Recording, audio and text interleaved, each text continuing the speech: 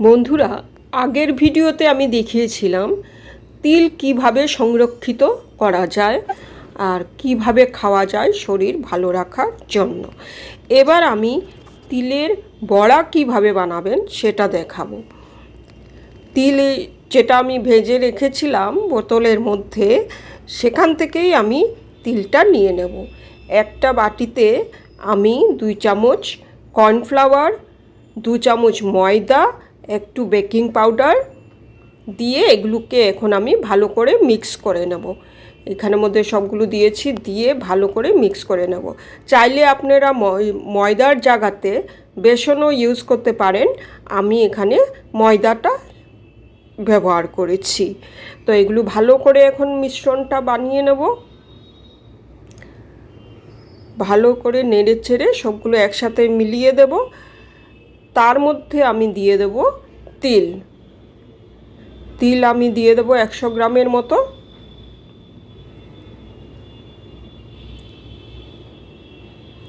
তিলটা কিন্তু একটু ভেজে নিতে হবে। এরপর এগুলো আমি ভালো করে মিক্স করে নেব।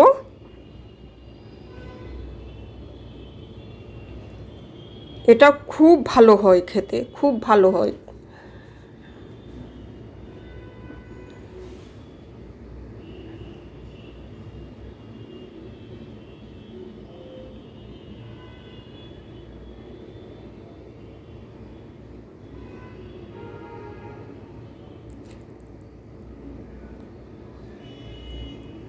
দিয়ে দেবো একটুখানি জল।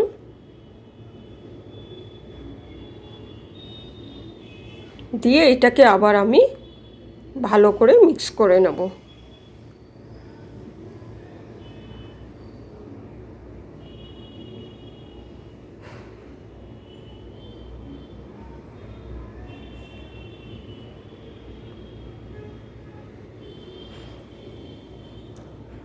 নুন আমি দেখলে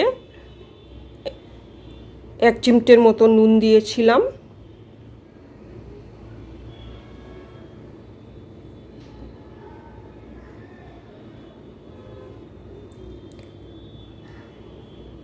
মিশ্রণটি বানানো হয়ে গেছে।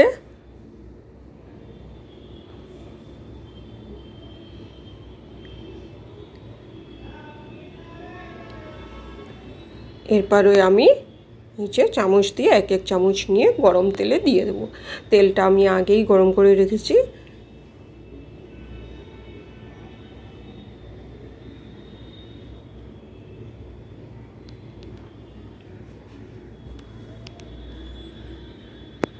এটা আমার চ্যাপটা হচ্ছে, কারণ আমি এভাবেই বানাচ্ছি।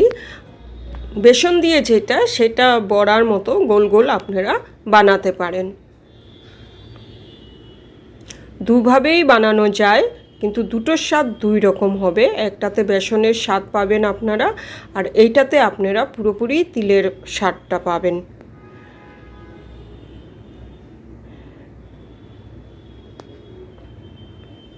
খুবই সহজ বানানো।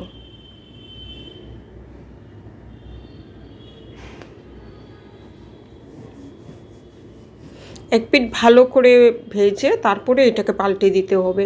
তা নইলে এখনই যদি পাল্টে দেওয়ার, তবে মিশ্রণটি ছড়িয়ে যাওয়ার সম্ভাবনা থাকবে। কাজেই এক পিঠ হয়ে যাওয়ার পরে এটাকে আমি পাল্টে দেব।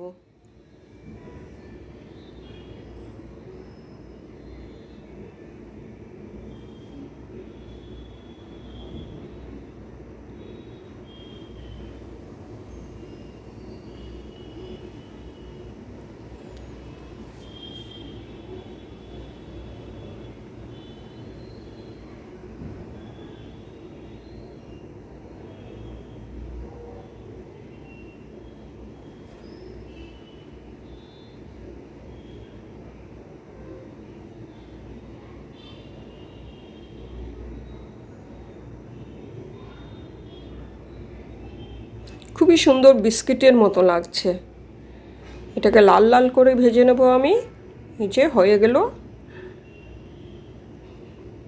যেহেতু বেকিং পাউডার দিয়েছি, তাই একটু ফুলেও গেছে, আর কর্নফ্লাওয়ারের জন্য তো মুচমুচে হবেই, খুবই খেতে মজা লাগে।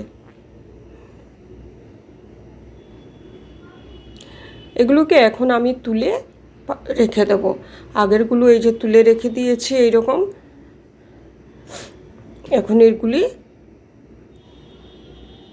এরকম হলো, তুলে রেখে দেবো। এবার আমি এ ধরনের বানাচ্ছি।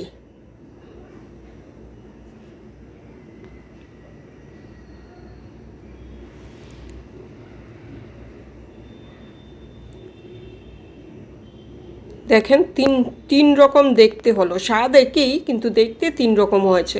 এগুলো একটু ফোটো ফোটো হয়েছে, কারণ কি এতে আমি একটুখানি বেকিং সোডা দিয়েছিলাম, তাই এই রকম ফুটো ফুটো হয়েছে।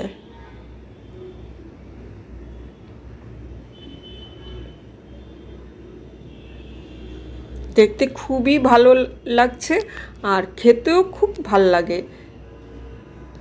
একটু টমেটো সস অথবা টমেটো কেচাপ দিয়ে খেতে দারুণ লাগে, আর মুখের মধ্যে যখন তিলগুলো পড়ে খুবই ভালো লাগে খেতে।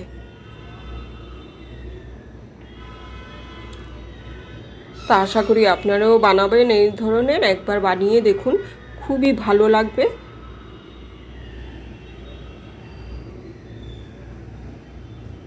টমেটো কেচাপ অথবা সস দিয়ে এটা খাওয়া খুবই ভালো। আমি তো গরম 1 কাপ দুধের চা বানিয়েছি, মশলা চা, আর এটা নিয়ে আমি বসে গেলাম এখন খেতে। খুব সুন্দর খেতে হয়।